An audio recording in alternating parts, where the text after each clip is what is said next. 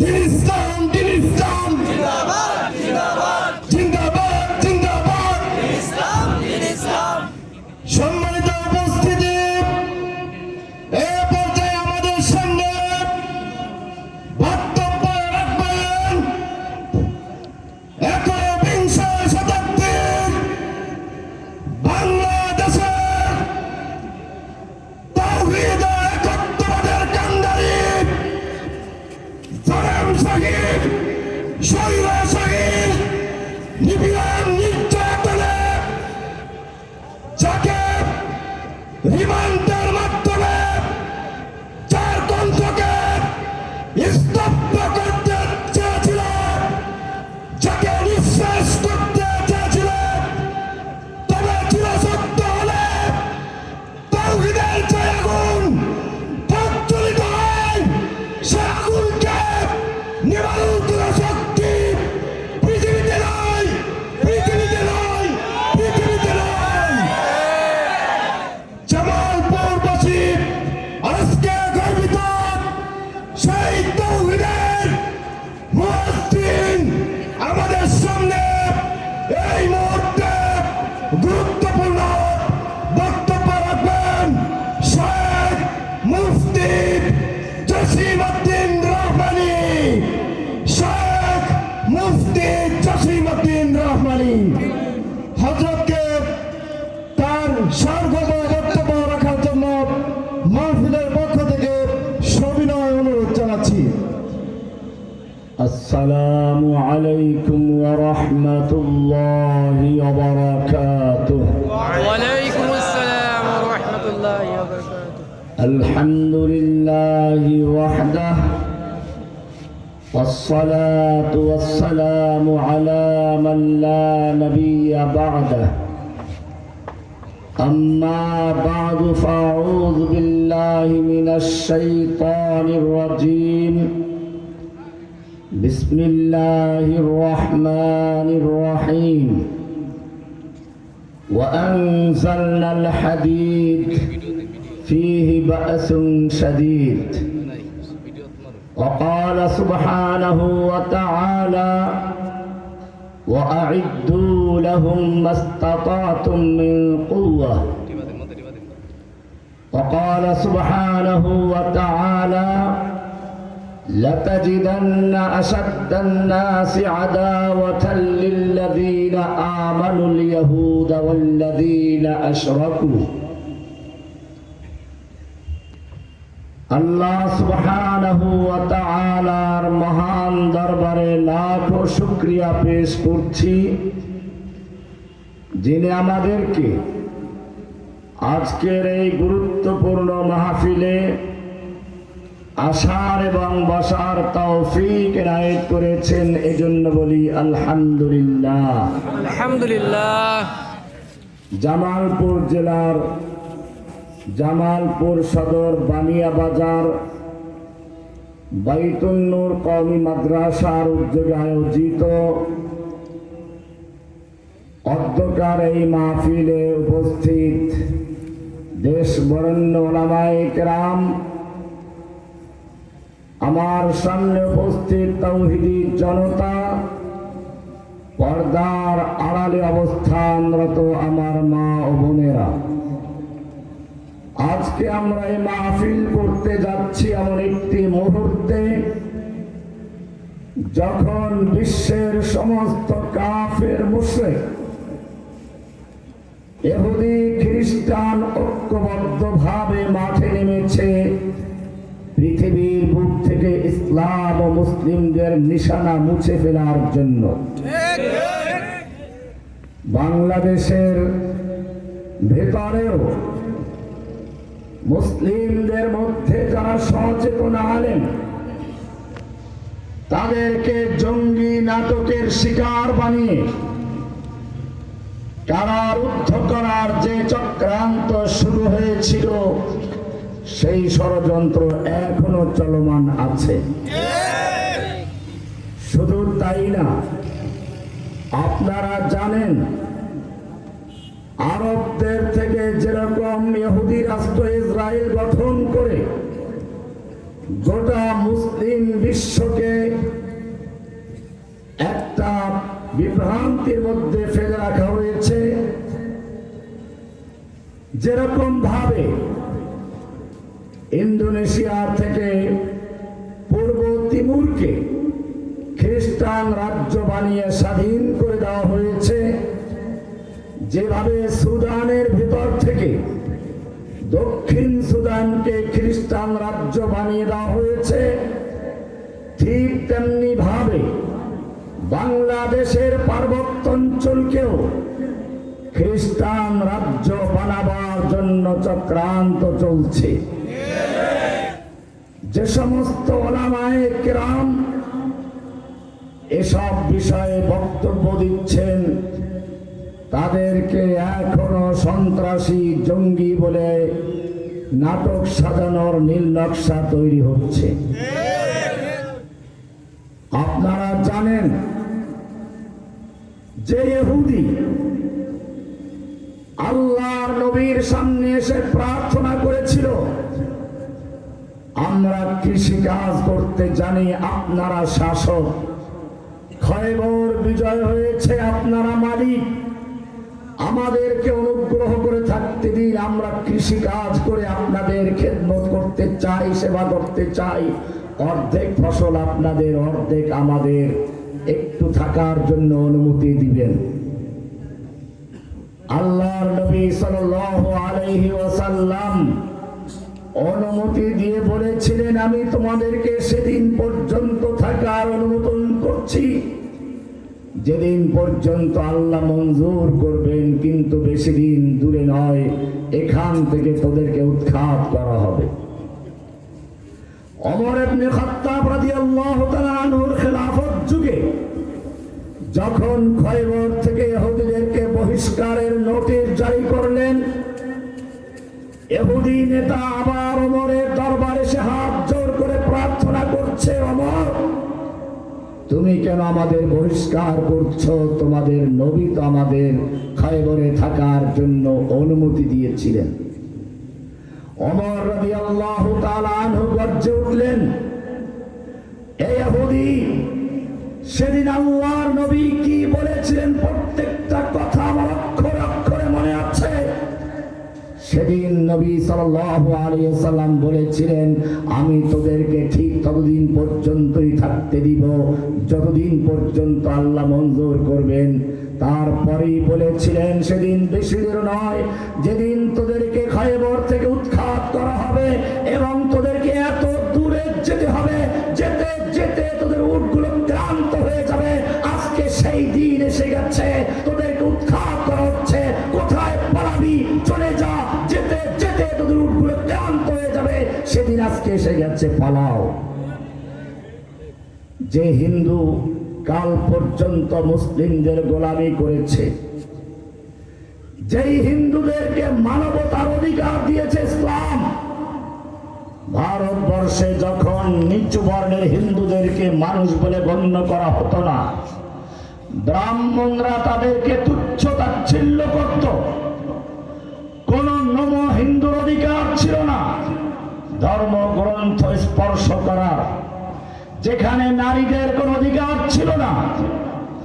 সেই সমাজে মুহাম্মদ বিন কাসিমের হাত ধরে যখন ইসলাম আসলো, দলে দলে হিন্দুরা ইসলাম কবুল করলো। তারা বুঝতে পেরেছিল ইসলামই একমাত্র মানবতার ধর্ম, যেখানে নিচু বর্ণ উঁচু বর্ণ বলতে কিছু নেই, যেখানে আমির গরিব বলতে কিছু নেই, যেখানে সাদা কালোর কোনো ভেদাভেদ নেই, যেখানে কোরআন ঘোষণা করেছে ইন্না আকরামাকুম ইনদাল্লাহি আতকাকুম, কোন শাসকের মধ্যে আর কোন গরিবের মধ্যে ভেদাভেদ নেই। এক ही सफ में खड़े हो गए महमूद आयाज, न कोई बंदा रहा और न कोई बंदा नवाज। আজকে সেই হিন্দুরা মুসলিমদেরকে চ্যালেঞ্জ করে বলছে, গো हमारी माता है, तुम उसको खाता है, तुमको चाहिए कब्रिस्तान या भेजेंगे पाकिस्तान। শুধু এ পর্যন্তই না, তাদের সাহস এত বেড়ে গেছে, ইসকন নামক এক সন্ত্রাসী সংগঠন বাংলাদেশে দিনে দুপুরে চট্টগ্রামে আলিফ নামক একজন আইনজীবীকে পিটিয়ে কুপিয়ে হত্যা করলো। চট্টগ্রামের একজন ইমামকে অপহরণ করে 1 মাস পর্যন্ত গুম করে রেখে তার গলা কেটে ফেলে রেখে যায়। ফরিদপুরে 2 জন শ্রমিককে, 2 ভাইকে পিটিয়ে হত্যা করলো।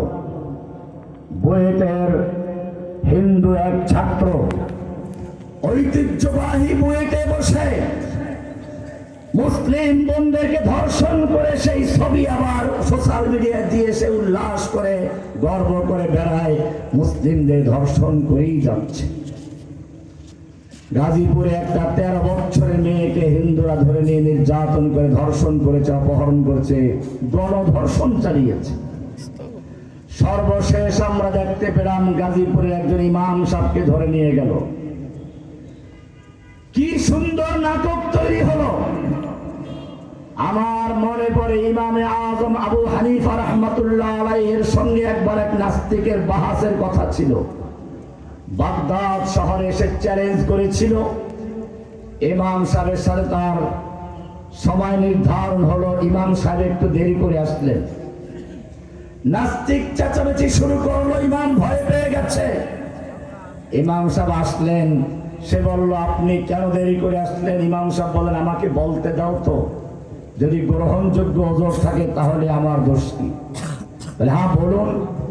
ইমাম সাহেব বলেছিলেন তুমি জানো বাগদাদ শহরের মাঝখানে একটা নদী, দাজলা নদী, রাজপ্রাসাদ এক পাশে, আমার বাড়ি আর এক পাশে। নদীর কাছে এসে দেখি কোনো পারাপার নেই। হঠাৎ দেখলাম একটা প্রকাণ্ড গাছ নদীর থেকে বের হয়ে গেল অটোমেটিক, এমনিতেই। দেখতে না দেখতে তক্তা হয়ে গেল। এরপর কি আশ্চর্য, তক্তাগুলো একটার সঙ্গে একটা লেগে গেল, নৌকা হয়ে গেল। আরো আশ্চর্য, নৌকাটা এসে আমার সামনে ভিড়ে গেল মাঝি মাল্লাবিহীন। আমি বসে পড়লাম। নৌকাটা আস্তে আস্তে চলতে চলতে রাজার ঘাটে এসে এইভাবে আসতে দেরি হয়ে গেছে। ইমাম সাহেবকে দিয়ে এরকম একটা নাটক তৈরি করা হয়েছে। আমি রাস্তায় হাঁটছিলাম, মনে হলো যে এরকম করি এরকম করি।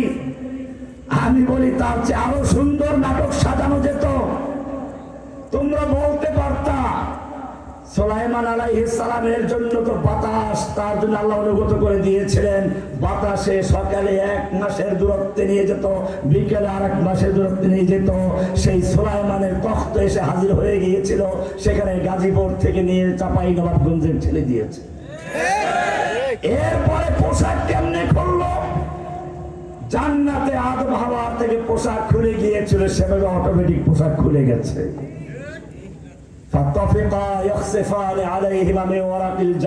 এরপরে তারা জান্নাতের পাতা দিয়ে ঢেকেছে, উনি ওনার রুমাল দিয়ে ঢেকেছেন। এরপরে শিকল কেমনে পড়লেন সেটাও কোরআনে আছে। আল্লাহ তাআলা দাউদের জন্য লোহা নরম করে দিয়েছিলেন, তা দিয়ে আনি'মাল সাবিগাতিন তিনি বর্ম তৈরি করতেন। এটাও সেরকম নরম হয়ে গিয়েছিল, তাই উনি নরম করে পায়ে পরে নিয়েছে। এই জঘন্য নাটক তৈরি করা হচ্ছে। মনে রাখবেন, বাংলাদেশে এইরকম নাটক তৈরি করে করে এদেশের হাজার হাজার যুবকদের কারাবন্দী করেছিল, যুবকদেরকে গুলি করে হত্যা করেছে, ওলামায়ে কেরামদেরকে জেলে ভরেছিল। সেই নাটক তৈরি করে প্রেতাত্মারা, হাসিনার সেই স্বৈরাচারী প্রেতাত্মার কিছু অংশ এখনো বাকি রয়েছে, যারা বাংলাদেশে আর এবার আমাদেরকে উলঙ্গ করার জন্য নাটক তৈরি করছে।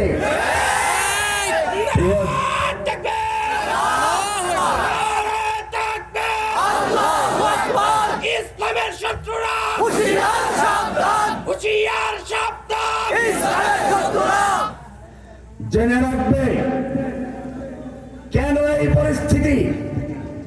আপনারা জানেন আমির মুআবিয়া রাদিয়াল্লাহু তাআলা আনহুর সময়ে রোম দরবারে একজন মুসলিমের গালে থাপ্পড় মেরে ইহুদি খ্রিস্টান উল্লাস করছিল। মুসলিম ব্যক্তি চিৎকার করে বলেছিলেন, খলিফাতুল মুসলিমিন আমির মুআবিয়া রাদিয়াল্লাহু তাআলা আনহু আল্লাহর কাছে কি জবাব দিবে? তৈরি হও, আমি মুসলিমের অপরাধে আমার গালে থাপ্পড় মারা হচ্ছে। আমির মুআবিয়া রাদিয়াল্লাহু তাআলা আনহুর গোয়েন্দা ছিল সেখানে। তার কানে খবর পৌঁছানো হলো। আমির মুআবিয়া রাদিয়াল্লাহু তাআলা আনহুর খাওয়া বন্ধ হয়ে গেল, ঘুম বন্ধ হয়ে গেল।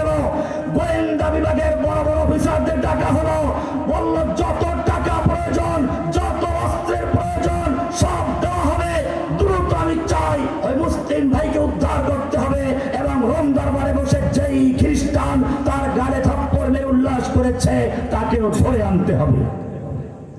বেশি দিন লাগে নাই, মুসলিম গোয়েন্দারা সফল হলো, মুসলিম ভাইকে উদ্ধার করলো, সঙ্গে ওই কাফেরকেও ধরে আনলো। খলিফাতুল মুসলিমিন আমির মুআবিয়া রাদিয়াল্লাহু তাআলা আনহু বললেন মুসলিম ভাইকে, রোম দরবারে বসে যেই কাফের তোমার গালে থাপ্পড় মেরেছিল তোমার সামনে হাজির, থাপ্পড় মেরে প্রতিশোধ নিয়ে নাও। আমিরের নির্দেশ মেনে প্রতিশোধ নিলেন। এবারে আমির মুআবিয়া রাদিয়াল্লাহু তাআলা আনহু বললেন, ওহে ইহুদি কাফের, আমি তোকে হত্যা করব না, বরং রোম দরবার পর্যন্ত নিরাপদে যাওয়ার ব্যবস্থা করে দিচ্ছি। রোম দরবারে গিয়ে এই খবর বার্তা পৌঁছে দিবি, মুসলিমদের গালে থাপ্পড় মেরে করবে উল্লাস করলে মুসলিমরা বরদাস্ত করে না, প্রতিশোধ নিয়ে ছাড়ে, সেই বার্তা পৌঁছে দেওয়ার জন্য তো রোম দরবারে পৌঁছে দিচ্ছি। শুধু তাই না, রাজা দাহিরের কারাগারে দুইজন বোন বন্দী হয়ে নির্যাতনের শিকার হচ্ছেন। নিজের রক্ত বের করে ওড়নাকে কাগজ বানিয়ে চিঠি লিখলেন খলিফাতুল মুসলিমিন। ইতিহাস যদিও তাকে ইসলামী শাসনের সবচেয়ে বড় জালিম বলে, হাজ্জাজ ইবনে ইউসুফের কাছে পত্র লিখল, হাজ্জাজ, আমরা মুসলিম বোনেরা এখানে নির্যাতিত হচ্ছি, নিপীড়িত হচ্ছি, আর তুমি খলিফাতুল মুসলিমিন হয়ে আরামে বসে আছো। কিয়ামতের মাঠে আল্লাহর দরবারে কি জবাব দিবে সেজন্য প্রস্তুত থাকো। ইতিহাস সাক্ষী, হাজ্জাজ বিন ইউসুফ হতে পারে জালিম, কিন্তু মুসলিম নির্যাতনের খবর শুনে বরদাস্ত করতে পারে নাই। 16 বছরের যুবক মুহাম্মদ বিন কাসেমকে ডেকে বলল, যাও, অস্ত্রের প্রয়োজন, অর্থের প্রয়োজন, সব নিয়ে চলে যাও। ওই দুই বোনকে হয়তো উদ্ধার করবে, নতুবা শহীদ হয়ে ফিরে আসার স্বপ্ন দেখো না। ইতিহাস সাক্ষী, আপনারা জানেন 16 বছরের যুবক মুহাম্মদ বিন কাসেম শুধু তার ওই দুই বোনকে উদ্ধার করেছেন তা না, গোটা ভারতবর্ষে ইসলামের পথে উদ্দিন করে সিন্ধু বিজয় করে তারপর সামনে গিয়েছে। ভাইয়েরা আমার, কি ছিল তাদের কাছে, কেন তাদের এই মর্যাদা ছিল, আজকে আমাদের কেন নেই, সেটাই আজকের মূল আলোচনা। আমাদের মনে রাখতে হবে দুটো জিনিস, দুটো বিষয় ইসলামের সবচেয়ে গুরুত্বপূর্ণ, অথচ মুসলিমরা ভুলে গেছে। একটার সম্পর্ক আত্মার সাথে, আর একটার সম্পর্ক বাহিরের সাথে। একটার সম্পর্ক ভিতরের অবকাঠামোর সঙ্গে, আর একটার সম্পর্ক বাহিরের অবকাঠামোর সঙ্গে। একটার সম্পর্ক ভিতরে দিন স্থির করার জন্য, আর একটার সম্পর্ক দিনকে স্থায়ী করার জন্য। একটার নাম তাওহীদ, আর একটার নাম হাদিদ। আরেকটার নাম কি বললাম? হাদিদ। আশ্চর্য হয়ে গেছে, এটা আবার কি বলবো? হ্যাঁ, মনে রাখবে, আল্লাহর নবী সাল্লাল্লাহু আলাইহি ওয়াসাল্লাম যখন মক্কায় প্রথম দাওয়াত শুরু করলেন, তখন এখনো শক্তি হয়নি। ইচ্ছে করলে রাতের অন্ধকারে কিছু মূর্তি ভাঙতে পারতেন। ভালো করে মনে রাখো, উল্টা পাল্টা করা যাবে না। এখানে আমরা বারবার ভুল করে থাকি। আমাদের প্রস্তুতির যে ধাপগুলো আছে, আমরা সেগুলো না করে উল্টা পাল্টা করে দুশমনদের হাতে অস্ত্র তুলে দেই। আল্লাহর নবী সাল্লাল্লাহু আলাইহি ওয়াসাল্লাম যখন মক্কায় প্রথম কাজ শুরু করলেন, তার সঙ্গে আবু বকর, ওমরের মতো লোক আছে, হামজার মতো বীর পুরুষ আছে। ইচ্ছে করলে রাতের অন্ধকারে 10-20টা মূর্তি ভাঙ্গা কোনো বিষয় ছিল না, কিন্তু তিনি ভাঙ্গেন নাই। কেন ভাঙ্গেন নাই? লাকাদ কানা লাকুম ফি রাসূলিল্লাহি উসওয়াতুন হাসানাহ। ভালো করে শিখে রাখো, এখন যদি 10-20টা মূর্তি ভাঙ্গি ওরা আবার তৈরি করবে, ওদের জন্য এটা কোনো বিষয় নয়, কিন্তু আমাদের কাজ বন্ধ হয়ে যাবে।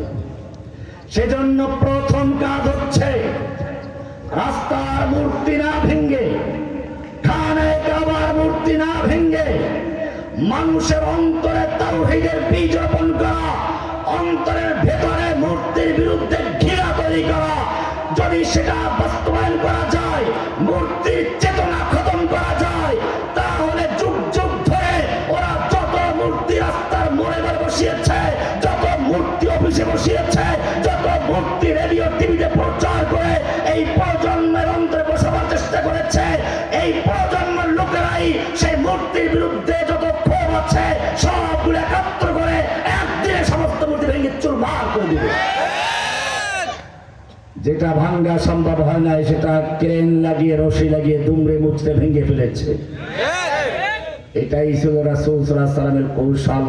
কোরআন বলছে প্রথম কাজ, উলাইকা কাতাবা ফি কুলুবিহিমুল ঈমান, এমন একদল লোক তৈরি করলেন যাদের অন্তরে ঈমানের বীজ রোপণ করা হয়েছে। তোমার বারবার নালিশ আসে, হিন্দু ছেলের সঙ্গে প্রেম করছে মুসলিম মেয়ে, অমুকে খ্রিস্টান হয়ে যাচ্ছে, পরিবেশের কারণে অমুকে অমুসলিম হয়ে যাচ্ছে, ছেলেগুলো যুবকগুলো নষ্ট হয়ে যাচ্ছে। ও যুবক, আমি তোমাকে বলি শোনো, এগুলোর মূল রহস্যটা কোন জায়গায় ভালো করে বুঝো। তোমার অন্তরে ঈমান যদি ভালো করে বসানো যেত, যদি পরিবেশের ঈমান না, অরিস সূত্রে প্রাপ্ত ঈমান না, যদি সাহাবায়ে কেরাম যেভাবে ঈমান অর্জন করেছিলেন সেই ঈমান আমরা বসাতে পারতাম, তাহলে কোন মুসলিম মেয়ে হিন্দুদের সঙ্গে প্রেম করতে যেত না, কোন মুসলিম যুবক খ্রিস্টানদের খপ্পরে পড়তো না। বুখারী পড়ো, বাদশাহ হেরাকল রাসূল সাল্লাল্লাহু আলাইহি ওয়াসাল্লামের চিঠি পেলেন। তিনি জিজ্ঞেস করলেন মক্কার কোন ব্যবসায়ী দল সিরিয়ায় আছে কিনা। উনি তখন ফিলিস্তিনে ছিলেন। লম্বা হাদিস বুখারীর শুরুতে কি আছে পড়বেন। পাওয়া গেল ওই সময় সবচেয়ে বড় দুশমন আবু সুফিয়ানকে, তার ব্যবসায়ী কাফেলা তখন ওখানে ছিল। আবু সুফিয়ান ডাকালো, জিজ্ঞেস করলো, যেই লোকটা নবুয়ত দাবি করেছে, আমাকে পত্র লিখেছে, বংশের দিক থেকে তার কাছের সবচেয়ে কে বেশি। সঙ্গে দেখাল আবু সুফিয়ানকে, ও সামনে বসো, যেন চোখের ইশারায় পরামর্শ করা না যায়। বাকিদেরকে পিছনে বসালো, দোভাষী ডাকা হলো। বললো আমি কিছু প্রশ্ন করবো, অনেকগুলো প্রশ্ন করলো, আমি সবগুলো বলছি না, একটা প্রশ্ন শুধু বলবো। বাদশাহ হেরাকল জিজ্ঞেস করলো, ওয়াহাল ইয়ারতাদু আহাদুন আন দীনিহি বাদা আন ইয়াদখুলা ফীহি সাখতাতান লিদীনিহি। মুহাম্মদ সাল্লাল্লাহু আলাইহি ওয়াসাল্লাম যে নবুয়ত দাবি করেছেন, তার দ্বীন গ্রহণ করার পরে দ্বীনের প্রতি অসন্তুষ্ট হয়ে কোনো ব্যক্তি দ্বীন ত্যাগ করে মুরতাদ হয়ে যায় কিনা। আবু সুফিয়ান তখনও কাফের, ইসলাম কবুল করে নাই। শুধু কাফেরই না, বরং ওই সময় যতগুলো ইসলামের বিরুদ্ধে যুদ্ধ হয়েছে সবগুলো লিডার ছিল সে। মিথ্যা বলে নাই, সে বলে না এমনটা হয় না। আবু সুফিয়ান সবগুলো প্রশ্ন উত্তর শুনে এবারে মন্তব্য করেছিলেন। এই প্রশ্নের মন্তব্য দিয়ে বলেছিলেন, আমি তোমাকে প্রশ্ন করেছিলাম তার দ্বীন গ্রহণ করার পরে দ্বীনের প্রতি অসন্তুষ্ট হয়ে কেউ দ্বীন ত্যাগ করে কিনা, তুমি বলেছ না।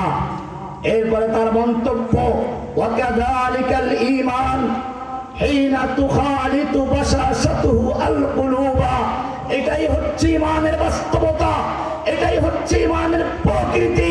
যখন ঈমানের স্বাদ, ঈমানের মাধুর্যতা কারো অন্তরের সঙ্গে মিশে যায়, চিনি যেরকম পানির সঙ্গে মিশে যায়, ঈমান যদি কারো অন্তরের সঙ্গে মিশে যায়, দুনিয়ার কোনো লোক ব্যবসা, দুনিয়ার কোনো ভয়ভীতি তাকে ঈমান থেকে চুল পরিমাণ সরাতে পারে না।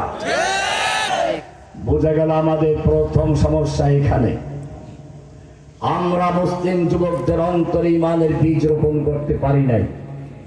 আমরা আমাদের বন্ধের অন্তরে ইসলামের চেতনা তৈরি করতে পারি নাই, যে কারণে আজকে ঈমানের এই অবস্থা। নতুবা সুমাইয়াকে দেখো, পয়সা দিয়ে লজ্জাস্থানে আঘাত করা হচ্ছে, আর বলা হচ্ছে ইসলাম ত্যাগ করো। ইসলাম ত্যাগ করতে পারে নাই, চুল পরিমাণ সরাতে পারে নাই, কারণ ঈমানটা পরিবেশের ঈমান ছিল না, ঈমানটা ছিল পরীক্ষা দেওয়া ঈমান। বেলাল রাদিয়াল্লাহু তাআলা আনহুকে উত্তপ্ত বালুর উপরে শুয়ে রাখা হলো, উপরে পাথর চাপা দেওয়া হলো। আর বলা হচ্ছে ইসলাম ত্যাগ করো, সে অবস্থায় আহাদ আহাদ স্লোগান দিচ্ছে। খুবাইব রাদিয়াল্লাহু তাআলা আনহু মক্কার বড় একজন কবি সাহিত্যিক, তাকে ছুরিবিদ্ধ করা হলো। সেই অবস্থায় বলা হচ্ছে, খুবাইব মক্কার বড় একজন কবি এবং সাহিত্যিক, তোমাকে হত্যা করতে আমাদের বড় কষ্ট লাগছে। তুমি যদি বলো তোমার নবীকে আমাদের হত্যা করা সম্ভব নয়, কিন্তু তুমি যদি খালি মুখে বড় এতটুকু তোমার জায়গায় তোমার নবীকে রাখা হোক, তোমাকে ছেড়ে দেওয়া হোক, এতটুকু কথা বললে আমরা তোমাকে ছেড়ে দিব। ইতিহাস সাক্ষী, বুখারী কিতাবুল মাগাজি পড়ুন। আল্লাহ নবীর সাহাবীর ঈমান পরিবেশের ঈমান ছিল না। আল্লাহ নবীর সাহাবীর ঈমান ওই সূত্রে প্রাপ্ত ঈমান ছিল না। বুঝে শুনে ত্যাগ কোরবানির বিনিময় ঈমান ছিল। সেই সুনিবিদ্ধ অবস্থায় গর্জে উঠলেন, ফালাস্তুবা লি হিনা উক্তাল মুসলিমা আলা আইয়ি শাক্কিন কানা ফিল্লাহি মাসরাঈ ওয়া যালিকা ফি যাতিল ইলাহি ওয়া ইয়াশা ইউবারিক লি ফি আওসারি শিলদিন মুমাজ্জাই। আল্লাহ দুশমন, তোরা মনে করেছিস আমার জানের ভালোবাসা, আমার জানের মহব্বত আমার নবীর জীবনের চেয়ে বেশি মূল্যবান। জেনে রাখবি, আল্লাহর নবীর পায়ে একটা কাঁটা বিদ্ধ হবে, আর খুবাইব তার স্ত্রী সন্তান নিয়ে আনন্দে কাটাবে, তার বরদাস্ত করবো না। আমার কোনো পরোয়া নেই, আমি ছুরিবিদ্ধ হয়ে মারলাম, ডান কাতে ঝুললাম না বাম কাতে, সে নিয়ে আমার কোনো পরোয়া নাই। আমার জীবন যাচ্ছে আল্লাহর জন্য। আপনারা জানেন, মুসাইলামাতুল কাজ্জাবের কাছে আল্লাহর নবীর চিঠি এসেছিল। লেখা ছিল মিন মুহাম্মদ মিন মুসাইলামাত রাসূলিল্লাহ ইলা মুহাম্মাদির রাসূলিল্লাহ। আল্লাহর রাসূল মুসাইলামার পক্ষ থেকে আল্লাহর রাসূল মুহাম্মাদের প্রতি। আল্লাহর নবী উত্তর লিখেছিলেন, মিন মুহাম্মাদিন রাসূলিল্লাহ ইলা মুসাইলামাতাল কাজ্জাব। আল্লাহর রাসূল মুহাম্মাদের পক্ষ থেকে মিথ্যাবাদী মুসাইলামার প্রতি এই চিঠি পাঠিয়েছিলেন। মসজিদের নবীর সামনে এক যুবক খেজুর বিক্রি করত, উম্মে ওয়ারার ছেলে সেই চিঠি নিয়ে গেল। মাত্র 16 বছরের যুবক, জানে না চিঠির ভিতরে কি আছে। মুসাইলামাতুল কাজ্জাব চিঠি পড়ে তেলে বেগুনে জ্বলে উঠল আর বলল, এই তুই কি বিশ্বাস করিস আমি আল্লাহর রাসূল? যুবক মনে করলো আল্লাহর নবী যাকে মিথ্যাবাদী বলেছে সে রাসূল হতে পারে না। সে বলল, না, আমি তোমাকে আল্লাহর রাসূল মানি না। আঙ্গুল একটা কাটা হলো, এক এক করে এক এক আঙ্গুল কাটা হচ্ছে, বারবার প্রশ্ন করা হচ্ছে। হাতের আঙ্গুল, পায়ের আঙ্গুল সব কেটে দেওয়া হলো, হাত পা কর্তন করা হলো, শেষ পর্যন্ত মারা গেল। তারপরেও ঈমান থেকে চুল পরিমাণ সরাতে পারে নাই, কারণ তাদের ঈমান কোন পরিবেশের ঈমান ছিল না। তাদের ঈমান ওই সূত্রে প্রাপ্ত ঈমান ছিল না। তাদের ঈমান ছিল উলাইকা কাতাবা ফি কুলুবিহিমুল ঈমান, যাদের অন্তরে আল্লাহ নিজে ঈমান রোপণ করেছিলেন, বীজ রোপণ করেছিলেন। প্রথম কাজ তোমাদের প্রত্যেকটা এলাকায় মহল্লায় যুবকদের ভিতরে ঈমানের চেতনা, ঈমানের বীজ রোপণ করতে হবে। শুধু রোপণ করলেই চলবে না। দ্বিতীয় নাম্বার কাজ, ওয়াযায়্যানাহু ফি কুলুবিকুম। একজন কৃষক তার ক্ষেতে চারা রোপণ করে, ক্ষেতের কথা ভুলে যায় না। আগাছা পরগাছা গজাতে পারে, সেগুলো বাছাই করা হয়। ওয়াযায়্যানাহু ফি কুলুবিকুম। তাওহীদের বীজ রোপণ করার পরে সেই বাপ-দাদার রসমের আওয়াজ নিয়ে মাজার পূজারি, বাজার পূজারি, দরগা পূজারি কোন ভণ্ড এসে ঈমানের ভিতরে আগাছা পরগাছা গজাতে না পারে, সেজন্য আল্লাহ বলেছেন ওয়াযায়্যানাহু ফি কুলুবিহিম। এরপরে বলেছেন আরো যাতে বাইরের থেকে খেতে যেরকম কোন রাক্ষসী মাছ অথবা লবণ পানি ঢুকে ক্ষেত নষ্ট না করতে পারে কৃষক, সেজন্য তার ক্ষেতের চারদিকে বেড়িবাঁধ দেয়। আল্লাহ বলছেন ওয়াকাররাহা ইলাইকুমুল কুফরা ওয়াল ফুসুক ওয়াল ইসয়ান। এইভাবে একদল ঈমানদার তৈরি করেছিলেন, তাওহীদের শক্তিদের শক্তিমান লোক তৈরি করেছিলেন। মক্কার জীবনে এরকম একদল লোক তৈরি করতে থাকলেন। এরপরে মদিনায় গেলেন। মদিনায় যাওয়ার পরে শুরু হলো দ্বিতীয় ধাপ। আল্লাহ এবারে জানিয়ে দিলেন, তোমাদের শত্রু দুইটা গ্রুপ। লাতাজিদান্না আশাদ্দান নাসি আদাওয়াতাল লিল্লাযীনা আমানুল ইয়াহুদা ওয়াল্লাযীনা আশরাকু। দুই দল তোমাদের শত্রু, মনে রাখবে, চির শত্রু, স্থায়ী শত্রু, ভয়ঙ্কর শত্রু, কঠিন শত্রু।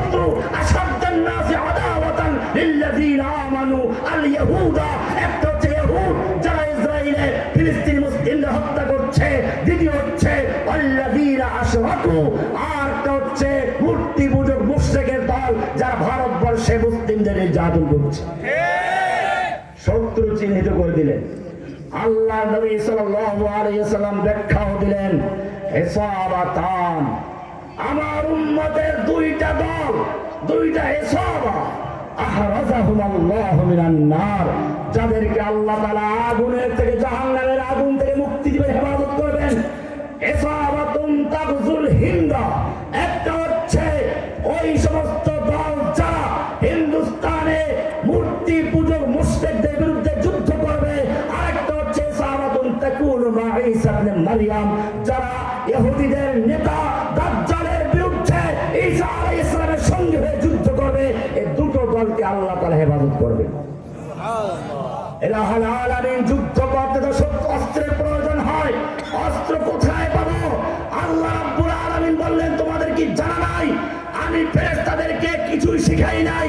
তোমার বাপকে সব শিক্ষা দিয়ে জিজ্ঞেস করেছিলাম, ফেরেশতারা বললে বলো। ফেরেশতারা পারে নাই, আদম পেরেছিলেন। এটা করে এলেমের ফজিলত নয়, এখানে রহস্য অন্য জায়গায়। প্রশ্ন হচ্ছে, কেন আদমকে শিক্ষা দিলাম, কেন ফেরেশতাদেরকে শিক্ষা দেই নাই? আমি জানিয়ে দিলাম, ফেরেশতাদেরকে এই কাজের জন্য তৈরি করি নাই, তাদের এগুলো জানার প্রয়োজন নাই।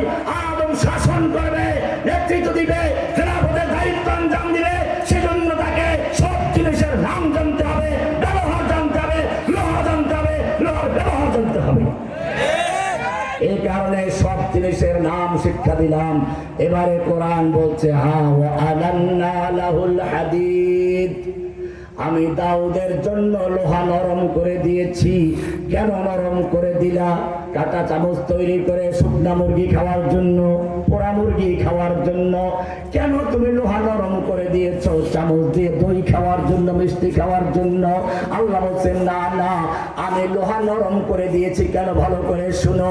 আনিমাল সাবিগাত, সাবিগাতিন, পূর্ণ দৈর্ঘ্য বর্ম তৈরি করার জন্য, লৌহ বর্ম তৈরি করার জন্য লোহা নরম করে দিয়েছি। ওয়াকাদ্দির ফিস সারদে, শুধু বর্ম তৈরি করলে চলবে না, যুদ্ধের সময় খুলে না যায়, সেজন্য কড়াটা ভালো করে লাগাও।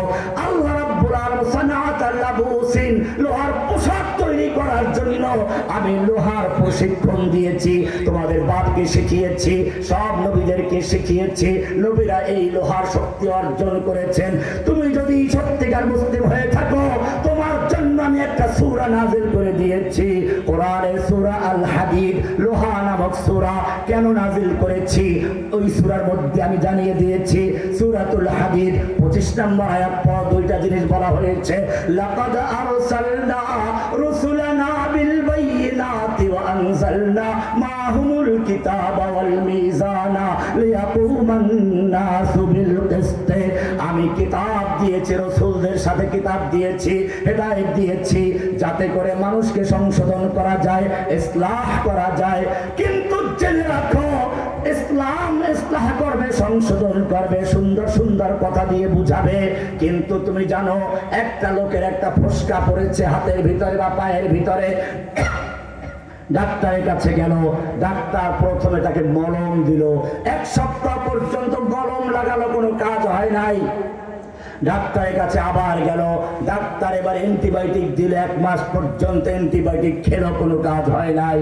এবারে ডাক্তারের কাছে গেলে পরে ডাক্তার ল্যাবে পরীক্ষা করে দেখলো ক্যান্সার হয়ে গেছে, ক্যান্সার। এখন ডাক্তার বললো এটাকে মলম দিলে চলবে না, অ্যান্টিবায়োটিক দিলে চলবে না, এটা ক্যান্সার হয়ে গেছে, এই ক্যান্সার যুক্ত অঙ্গ কেটে ফেলে দিতে হবে, নতুবা ক্যান্সার ছড়িয়ে বাকি দেহটাকে নষ্ট করে ফেলবে। ও যুবক, যাহাদের নাম শুনলে তুমি কুফফারদের কাছে জবাব দিতে পারো না, এনে মনে করতে শুরু করো, তুমি যাহাদের বিরুদ্ধে 1 লক্ষ মুফতির ফতোয়া কায়েম করো, ওদের কাছে ভালো হওয়ার জন্য ভালো করে জেনে রাখো, একজন ডাক্তার যখন ক্যান্সারের চিকিৎসা করে একটা অঙ্গকে কেটে ফেলে দেয়, ডাক্তারকে আজ পর্যন্ত কেউ প্রশ্ন করে নাই ডাক্তারকে অপারেশন রুমের ভেতরে গিয়ে একটা লোকের অঙ্গহানি ঘটাচ্ছে, কেন একটা অঙ্গ বিচ্ছিন্ন করছে, কোনো পাগল প্রশ্ন করে নাই। কারণ সকলেই জানে এই ক্যান্সার যুক্ত অঙ্গ যদি কেটে ফেলে দেওয়া না হয়, ক্যান্সার ছড়িয়ে গোটা দেহকে নষ্ট করে ফেলবে। যদি দেহটা বাঁচাতে হয়, ক্যান্সার যুক্ত অঙ্গ বিচ্ছিন্ন করতে হবে। হ্যাঁ যুবক, ভালো করে শুনে রেখো, একজন ডাক্তার একটা মানুষের দেহ নিয়ে চিন্তা করে, একজন মুজাহিদ গোটা পৃথিবীর মানুষকে চিন্তা করে। আল্লাহর কাছে গোটা পৃথিবীর মানুষ একটা দেহ সমতুল্য। এখানেও যদি কোনো ক্যান্সার হয়, তাহলে ইসলাম থেকে সংশোধন করার চেষ্টা করে, কিতাব দিয়ে, সালাত দিয়ে, সিয়াম দিয়ে, হজ দিয়ে, যাকাত দিয়ে, দান খয়রাত দিয়ে, অনেক বড় বড় মলম দিয়ে, অ্যান্টিবায়োটিক দিয়ে, কিন্তু ক্যান্সার গুলো কোনো ঔষধে কাজ হয় না। এই ক্যান্সার গুলো চিকিৎসার জন্য আল্লাহ রাব্বুল আলামিন যে অপারেশন দিয়েছেন, তার নাম হচ্ছে জিহাদ। তার নাম কি? যাদের নাম শুনলে দুশমন ভয় পায়, আর তুমি তাদের কাছে ভালো হওয়ার জন্য জিহাদের অর্থ পরিবর্তন করছো। জেনে রাখবে, ইসলামে প্রত্যেকটা জিনিসের একটা পারিভাষিক অর্থ আছে, একটা শাব্দিক অর্থ আছে। সালাত ছাত্রের অর্থ তাহরিকুস সালামাইন, সালাত অর্থ দোয়া। একটু দোয়া করে বললাম আমি মুসাল্লি হয়ে গেলে সালাত আদায় করেছি। অথবা তাহরিকুস সালামাইন বাইজাবিতে লেখা আছে, তুমি কিছুক্ষণ নৃত্য করে বললাম আমি সালাত আদায় করেছি, এটা হবে না। তুমি বুঝো এখানে সালাত মানে তাকবীর তাহরিমা থেকে শুরু করে সালাম পর্যন্ত নির্দিষ্ট ইবাদতের নাম। হজ মানে এরকম একটা নির্দিষ্ট অর্থ আছে, যাকাতের একটা নির্দিষ্ট অর্থ আছে। সব জায়গায় পারিভাষিক অর্থ, কেবল জিহাদের অর্থ আসলে তালাশ করা হয়। জিহাদ মানে শাব্দিক অর্থ কি, মাসাক্কাতু এই কষ্ট করা, চেষ্টা করা। জেনে রাখো ঠিক আছে, শাব্দিক অর্থ ঠিক আছে, কিন্তু জেনে রাখো আল্লাহর নবী যখন মদিনায় হাইয়া আলাল জিহাদ বলে ডাক দিতেন, যুদ্ধের জন্য যখন ডাক দিতেন, তখন সাহাবায়ে কেরাম কি অর্থ বুঝতেন? সাহাবায়ে কেরাম যে অর্থ বুঝতেন সেটার নাম হচ্ছে জিহাদ। এটার নাম হচ্ছে অপারেশন। কোরআন বলছে ওয়াইদু লাহুম মাসতাতাতুম মিন কুওয়া, তোমরা ওদের বিরুদ্ধে, লাহুম তোমাদের শত্রু আমি চিহ্নিত করে দিয়েছি। এখন তোমাদের কাজ হচ্ছে ওয়াইদু লাহুম মাসতাতাতুম মিন কুওয়া, ওদের বিরুদ্ধে যুদ্ধ করার জন্য কুওয়া অর্জন করো, শক্তি অর্জন করো, পাওয়ার অর্জন করো। তোমার শক্তি না থাকলে যত চিল্লাও কেউ শুনবে না। শক্তি আছে, চিল্লাবার প্রয়োজন নাই, রাস্তা দিয়ে হেঁটে যাবে, রাস্তা খালি হয়ে যাবে। পাকিস্তান যতদিন পর্যন্ত পারমাণবিক বোমা তৈরি করতে পারে নাই, অতদিন পর্যন্ত ইন্ডিয়াকে আবার বারবার চোখ রাঙানি দিত। যেই পাকিস্তান পারমাণবিক বোমা তৈরি করলো, ইন্ডিয়ার এরপরে মাথা আস্তে নত হয়ে গেছে। জেনে রাখবে, আল্লাহ রাব্বুল আলামিন পরিষ্কার করে দিয়েছেন, সালাতের জন্য যেমন উযুর প্রয়োজন হয়, কিতালের জন্য, জিহাদের জন্য উযু হচ্ছে জিহাদ। কোরআন বলছে ওয়াইদু লাহুম মাসতাতাতুম মিন কুওয়া, পাওয়ার অর্জন করো, পাওয়ার, শক্তি অর্জন করো, শক্তি আম। আল্লাহর নবী সাল্লাল্লাহু আলাইহি ওয়াসাল্লাম মিম্বার দাঁড়িয়ে বলেছেন আলা ইন্নাল কুওয়াতার রামি, আলা ইন্নাল কুওয়াতার রামি। জেনে রাখো কুওয়াত হচ্ছে নিক্ষেপ করা, নিক্ষেপ করা, নিক্ষেপ করা। আল্লাহ নবী ইচ্ছে করে বলতে পারতেন তখন বর্ষা নিক্ষেপ করা, তীর নিক্ষেপ করা, বল্লম নিক্ষেপ করা, তা বলেন নাই। কারণ হচ্ছে তিনি শুধু ওই সময়ের জন্য নবী না, আরো কিছু নিক্ষেপ করা আসবে, ক্ষেপণাস্ত্র নিক্ষেপ করা আসবে, এরকম ভাবে নিক্ষেপ করার মধ্যে আসবে পারমাণবিক বোমা নিক্ষেপ করা। সেজন্য আল্লাহ বলেছেন মিন কুওয়া, কুওয়াত অর্জন করো, শক্তি অর্জন করো। কোরআন সেজন্য বলেছে, একদিকে যেমন মলম দিয়েছি ওয়ানজালনাল হাদিদ, এরপরে সূরা হাদিদের 25 নম্বর আয়াতের একটা আয়াতের দুইটা অংশ। প্রথম অংশে বলেছেন লাকাদ আরসালনা রুসুলানা বিল বাইয়িনাত ওয়া আনজালনা মাআহুমুল কিতাবা ওয়াল মিজানা লিয়াকুমান নাস বিল কিসত। এ হচ্ছে ইসলাহ করার জন্য, সংশোধনের জন্য মলম দেওয়া হয়েছে, অ্যান্টিবায়োটিক দেওয়া হয়েছে। কিন্তু কিছু লোক এরকম থাকবে যাদের এই সমস্ত ঔষধের কাজ হবে না। আমি তাদের জন্য ওয়ানজালনাল হাদিদ, আমি নাযিল করেছি লোহা, ফিহি বাসুন শাদীদ, যার মধ্যে প্রচন্ড ক্ষমতা। বাসুন শাদীদুন এখানে বলা হয় নাই, তার মধ্যে রয়েছে ক্ষমতা। শাদীদ বলা হয়েছে কারণ ওই সময় ছিল তীর তরবারি, এখন ওর দ্বারা ট্যাঙ্ক তৈরি হবে। বাসুন শাদীদুন, এর দ্বারা জেট বিমান তৈরি হবে। বাসুন শাদীদুন, এর দ্বারা ক্ষেপণাস্ত্র তৈরি হবে। বাসুন শাদীদুন, এর দ্বারা সমুদ্রে যুদ্ধ করার জন্য সাবমেরিন তৈরি হবে। বাসুন শাদীদুন, এর দ্বারা পারমাণবিক সেজন্য আল্লাহ বলেছেন বাসুন শাদীদুন ওয়া আনজালনাল হাদীদা ফীহি বাসুন শাদীদুন ওয়া মানাফিউ লিন-নাস। মানুষের মধ্যে অনেক উপকার আছে। এরপরে আল্লাহ বলছেন ওয়া মানাফিউ লিন-নাস ওয়া লিয়া'লামাল্লাহু মান ইয়ানসুরুহু ওয়া রুসুলুহু বিল গায়ব। আল্লাহ তাআলা দেখে দিতে চান, জেনে নিতে চান কারা লোহার মাধ্যমে আল্লাহ এবং আল্লাহর রাসূলকে সাহায্য করে। কিসের মাধ্যমে? ওয়ালিয়া'লামাল্লাহু। আল্লাহ জেনে নিতে চান, বাস্তবে দেখে নিতে চান কারা লোহার মাধ্যমে আল্লাহ এবং আল্লাহর রাসূলকে সাহায্য করে। ও যুবক, তুমি মনে করেছ এমনি কি তুমি যুদ্ধে বিজয় করবে? জেনে রাখবে তোমার চেয়ে তোমার নবী সাল্লাল্লাহু আলাইহি ওয়াসাল্লাম অনেক বড় বুজুর্গ ছিলেন। নবী রাস্তায় চলতে গেলে মেঘ ছায়া দিত। নবী যখন পেশাব করতে গেছেন খেজুর গাছ দৌড়ে এসে আড়াল করে তাকে আড়াল করেছে। নবী যখন মজলিসে বসে আছেন, কেউ কোরআন পড়ছে বা কথা বলছে, জোরে কথা বলে ফেলেছে, ওহী নাযিল হয়ে গেছে লা তারফাউ আসওয়াতাকুম ফাওকা সাওতিন নবী। খবরদার নবীর আওয়াজের চেয়ে জোরে আওয়াজ করে কথা বলবি না। নবী কোরআন মুখস্থ করার জন্য ঠোঁট নাড়াচাড়া করছেন, কষ্ট করছেন। আল্লাহ ওহী নাযিল করে বলছেন লা তুহাররিক বিহি লিসানাকা লিতা'জালা বিহি ইন্না আলাইনা জামাহু ওয়া কুরআনা। আপনি কোরআনকে দ্রুত মুখস্থ করার জন্য ঠোঁট নাড়াচাড়া করবেন না। গোটা কোরআনকে নোট বানিয়ে আপনার সিনায় জমা করে দেওয়ার দায়িত্ব আল্লাহ নিজে গ্রহণ করেছি।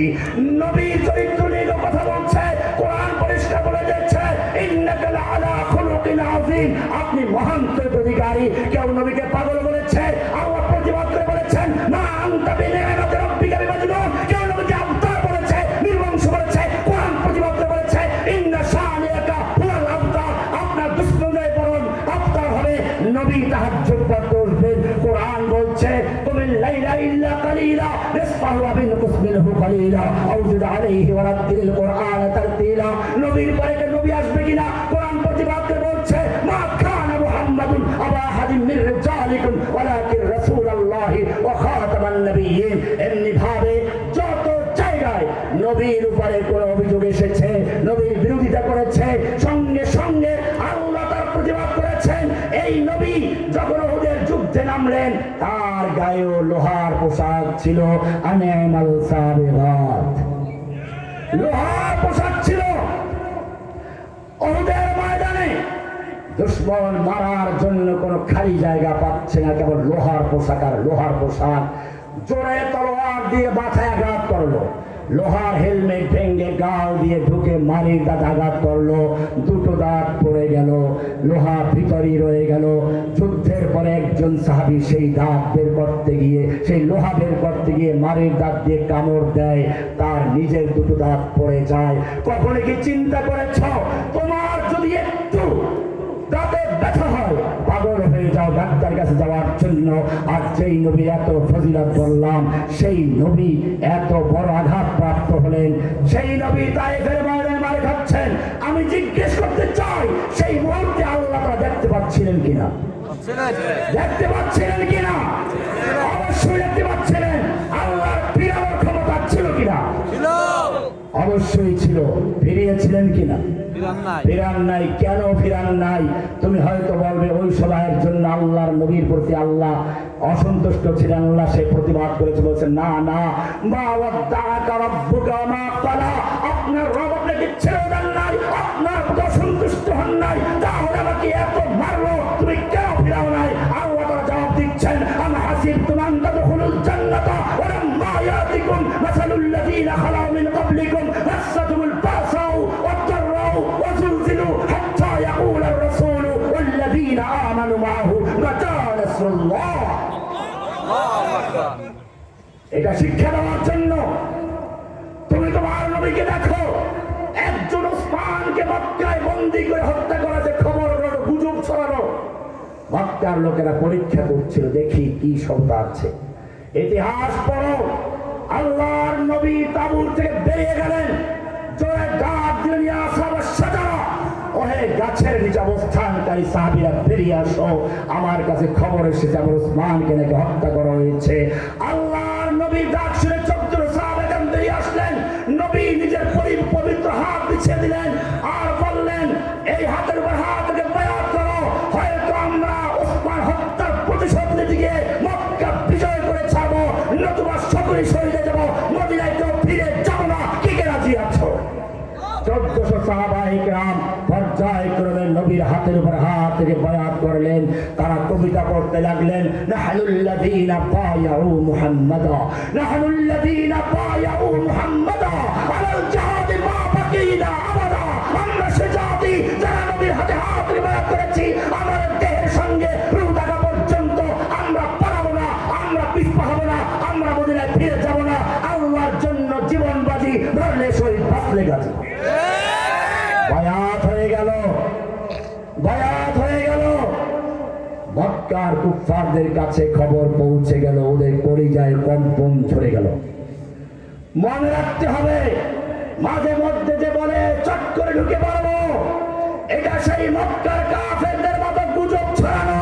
এদেশের তাওহীদের জনতার ঈমান পরীক্ষা করার জন্য, চেতনা যাচাই করার জন্য ওরা মাঝে মধ্যে পরীক্ষা করে দেখে।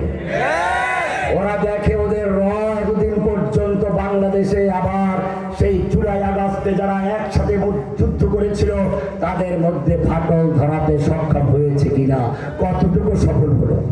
কিন্তু জেনে রাখো, ভারতের দালালদেরকে আমরা জানিয়ে দিতে চাই, এদেশের জনগণের মধ্যে যত মারামারি হোক, কাটাকাটি হোক না কেন, ভারতের বিরুদ্ধে যদি প্রয়োজন হয়, সব দল মত ভুলে গিয়ে ঐক্যবদ্ধভাবে তাদের বিরুদ্ধে যুদ্ধ করার জন্য এখনো সবাই প্রস্তুত আছে ইনশাআল্লাহ। আপনারা জানেন, আমির মুআবিয়া রাদিয়াল্লাহু তাআলা আনহু, এই স্লোগান দরকার নেই, আমির মুআবিয়া রাদিয়াল্লাহু তাআলা আনহু এবং আলী রাদিয়াল্লাহু তাআলা আনহুর মধ্যে যুদ্ধ হচ্ছিল। দুশমনরা সবসময় সুযোগ তালাশ করে। তৎকালীন সুপার পাওয়ার রোম সম্রাট চিন্তা করলে এই তো মোক্ষম সুযোগ। আমির মুআবিয়াকে পত্র লেখলো, আমরা শুনেছি তোমার আমিরুল মুমিনিন আলী তোমার বিরুদ্ধে যুদ্ধ করছে, তোমার নিজ অধিকার হরণ করছে, তোমার অধিকার হরণ করছে, তোমার সম্মান নষ্ট করছে। আর তুমি যদি চাও, গোটা রোম সম্রাট তার সর্বশক্তি দিয়ে তোমার পক্ষে দাঁড়াবার জন্য প্রস্তুত। নবীর দরবারে সাহাবী, নবীর ছাত্র, এত সোজা না। যাদের সম্পর্কে আল্লাহ বলেছেন, ভালো করে শুনুন, আল্লাহ রাব্বুল আলামিন নবীর ছাত্রগুলো কেমন বানিয়েছিলেন। উলামায়ে কেরাম লেখেন, নবীর ছাত্রদের মাদ্রাসার নাম বাইতুল্লাহ। মাদ্রাসার নাম কি? মাদ্রাসার প্রতিষ্ঠাতা খলিলুল্লাহ জবিহুল্লাহ, মাদ্রাসার নিসাবে তালিম কিতাবুল্লাহ কালামুল্লাহ, মাদ্রাসার শিক্ষক হচ্ছেন স্বয়ং মুহাম্মদুর রাসূলুল্লাহ। আর এই মাদ্রাসার ছাত্রদেরকে আল্লাহ নিজে খুশি হয়ে লকব দিয়েছেন উলাইকা হিজবুল্লাহ। আপনারা জানেন মাদ্রাসায় কেমন পরীক্ষা হয়। বেফাকুল মাদারেসের পরীক্ষা দেওয়ার জন্য মাদ্রাসা পরিদর্শনের জন্য পরিদর্শক আসে। এরকম বিভিন্ন প্রতিষ্ঠানে পরিদর্শক আসে। আমি জিজ্ঞেস করতে চাই, পরিদর্শক যিনি আসেন উনি কি ওই মাদ্রাসার বা ওই স্কুলের শিক্ষকদের চেয়ে কম শিক্ষিত না বেশি শিক্ষিত? কম শিক্ষিত হলে পরীক্ষা যথাযথ হবে না।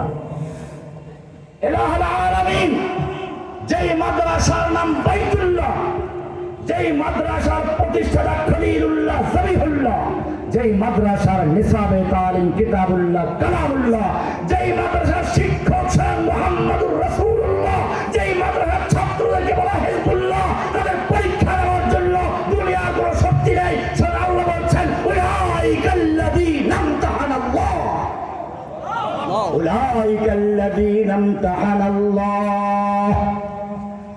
ইলাহুল আলামিন যেই মাদ্রাসার নাম বাইতুল্লাহ, যেই মাদ্রাসার প্রতিষ্ঠাতা জবিহুল্লাহ খলিলুল্লাহ, যেই মাদ্রাসার নিসাবে তালিম কিতাবুল্লাহ কালামুল্লাহ, যেই মাদ্রাসার শিক্ষক স্বয়ং মুহাম্মদুর রাসূলুল্লাহ, যেই মাদ্রাসার ছাত্রদেরকে বলা হয়েছে উলাইকা হিজবুল্লাহ, এই মাদ্রাসার পরীক্ষা নেওয়ার জন্য দুনিয়ার কোনো শিক্ষক নেই, দুনিয়ার কোনো টিচার নেই। উলাইকাল্লাযীনা ইমতাহানাল্লাহ, আল্লাহ নিজে পরীক্ষা করেছেন। ইলাহুল আলামিন তুমি পরীক্ষা করেছো কোথায়? পরীক্ষা পরীক্ষা করেছি বদরে, পরীক্ষা করেছি হুনাইনে, পরীক্ষা করেছি তায়েফে, পরীক্ষা করেছি ইয়ারমুকে, পরীক্ষা করেছি মোতার যুদ্ধে, পরীক্ষা করেছি উহুদে। উলাইকাল্লাযীনা ইমতাহানাল্লাহ, আল্লাহ নিজে পরীক্ষা করেছেন। এলাহুল আলামিন পরীক্ষার ফলাফলটা জানতে চাই, তুমি পরীক্ষা করেছো তোমার নবীর ছাত্রদেরকে।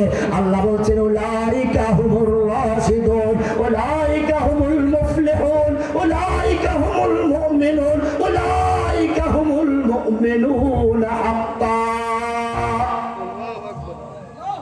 উলাইকা হুমুল মুমিনুনা হাক্কান। তুমি যদি তোমার ঈমান যাচাই করতে চাও, ফাইন আমানু বিমিসলি মা আমানতুম বিহি ফাকাদ ইহতাদাউ আমিনু কামা আমানান নাস। আমির মুআবিয়া রাদিয়াল্লাহু তাআলা, আলী রাদিয়াল্লাহু তাআলা আনহুর সাথে যুদ্ধ হচ্ছে। আমির মুআবিয়া রাদিয়াল্লাহু তাআলা আনহু পত্র পেলেন, ও মুসলমান, তোমাকে শিক্ষা দিতে হবে। তোমার সঙ্গে একটা দলের পার্থক্য থাকতে পারে, কিন্তু জেনে রাখবে দুশমনরা এই সুযোগটাই নিতে চায়। আমির মুআবিয়া রাদিয়াল্লাহু তাআলা আনহু পত্র লিখলেন, ইয়া কারবার রোম, নবীর ছাত্র, চিঠিতে লিখে দিলেন, ইয়া কারবার রোম, হে রোমের কুত্তা, আমার সঙ্গে আমার আমিরের যুদ্ধ হচ্ছে। এই সুযোগ নিয়ে যদি মুসলিম ভূখণ্ডকে ধ্বংস করতে চাস, মুসলিম ভূখণ্ডকে ধ্বংস করার জন্য, দখল করার জন্য এক কদম বাড়াও। জেনে রাখবি, আলীর পক্ষে যুদ্ধ করে সর্বপ্রথম যে লোকটা জীবন দেবে সেই লোকটা আর কেউ না, সে হচ্ছে আমির মুআবিয়া রাদিয়াল্লাহু তাআলা আনহু। এটাই নবীর ছাত্র। মনে রাখতে হবে, আমাদের মধ্যে বিভিন্ন দলাদলি থাকতে পারে, বিভিন্ন মতামত থাকতে পারে, কিন্তু জেনে রাখো, যদি পার্বত্য অঞ্চল রক্ষা করতে চাও, যদি ভারতের আগ্রাসন রুখে দিতে চাও, অমুসলিম জাতি ঐক্যবদ্ধ হয়ে লড়াই করতে তৈরি আছো ইনশাআল্লাহ। লিল্লাহি তাকবীর, আল্লাহু আকবার। রাখো, তোমাদেরকে আল্লাহ আহ্বান করছেন। এবার আল্লাহর আহ্বান দিয়ে শেষ করছি। আল্লাহ তাআলা তোমাদেরকে জিজ্ঞেস করছেন, ওমা লাকুম লা তুকাতিলুনা ফি সাবিলিল্লাহ। ও যুবকেরা, তোমাদের কি হলো? লা তুকাতিলুনা ফি সাবিলিল্লাহ, তোমরা আল্লাহর সাথে যুদ্ধ করছো না, কিতাল করছো না, সালাউদ্দিন আইয়ুবের মাঝে আসছো না, কেন মুহাম্মদ বিন কাসিম হয়ে তোমরা সাড়া দিচ্ছ না, কেন শাহজালাল রাহমাতুল্লাহ হয়ে আসছো না? আল্লাহ বলেন, ওমা লাকুম লা তুকাতিলুনা ফি সাবিলিল্লাহ ওয়াল মুস্তাদআফিনা মিনার রিজাল ওয়ান নিসা ওয়াল বিলদান। অথচ অসহায় নারী, পুরুষ, শিশুরা ফরিয়াদ করে বলছে, রব্বানা আখরিজনা মিন হাযিহিল ক্বরিয়াতি যালিমি আহলুহা। হে আমাদের রব, তুমি আমাদেরকে জালিম অধ্যুষিত জনপদ থেকে রক্ষা করো, জালিমদের হাত থেকে বাঁচাও। আখরিজনা, উদ্ধার করো, আখরিজনা, আমাদেরকে বের করে নাও, মিন হাযিহিল ক্বরিয়াতি যালিমি আহলুহা, এই জালিম অধ্যুষিত জনপদ থেকে। ওয়াজআল লানা মিন লাদুনকা ওয়ালিয়্যা, তুমি আমাদের জন্য তোমার পক্ষ থেকে ওলি পাঠাও, অভিভাবক পাঠাও, সালাহুদ্দিন আইয়ুবী পাঠাও, মুহাম্মদ বিন কাসিম পাঠাও, তারিক বিন জিয়াদ পাঠাও, শাহজালাল ইয়ামানি পাঠাও। ওয়াজআল লানা মিন লাদুনকা ওয়ালিয়্যা ওয়াজআল লানা মিন লাদুনকা নাসীরা, আর আমাদের জন্য সাহায্যকারী পাঠাও।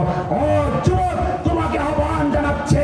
এই আহ্বান কাশ্মীর থেকে, ফিলিস্তিন থেকে, উইঘুর থেকে, আরাকান থেকে, এই আহ্বান তোমাকে জানাচ্ছে বাংলার প্রতিটি কারাগার থেকে। আমি জিজ্ঞেস করতে চাই, মজলুমদের এই আহ্বানে সাড়া দিয়ে আমার মাঝে ছাড়িয়ে পড়ার জন্য, সালাউদ্দিন আইয়ুবী হয়ে পড়ার জন্য তৈরি আছেন ইনশাআল্লাহ।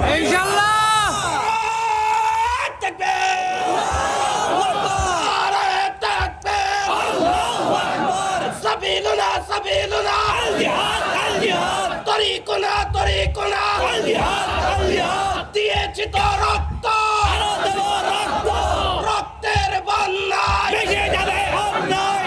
নারায়ে তাকবীর, আল্লাহু আকবার। फिर तुझे एक बार करनी है जहां की रहबरी, फिर तुझे एक बार करनी है जहां की रहबरी। उठ खुदा के नाम लेकर फिर आलम बरदार बन, तुम दिए बाद मुखालिफ से ना घबराए हो कौम, ये तो चलती है तुझे ऊंचा उड़ाने के लिए। हर संते मचलती किरणों ने अफसोस सबे गम तोड़ दिया, अब जाग उठे हैं दीवाने, दुनिया को जगा कर दम लेंगे।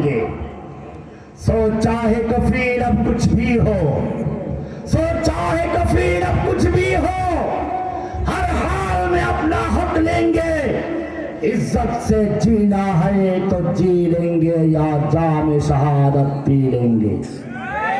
सबक पढ़ फिर सदाकत का, अदालत का, शजाअत का, लिया जाएगा काम तुझसे दुनिया के इमामत का। व आखिर दावाना अनिल हम्दुलिल्लाहि रब्बिल आलमीन। अस्सलामु अलैकुम व रहमतुल्लाहि व बरकातुहू।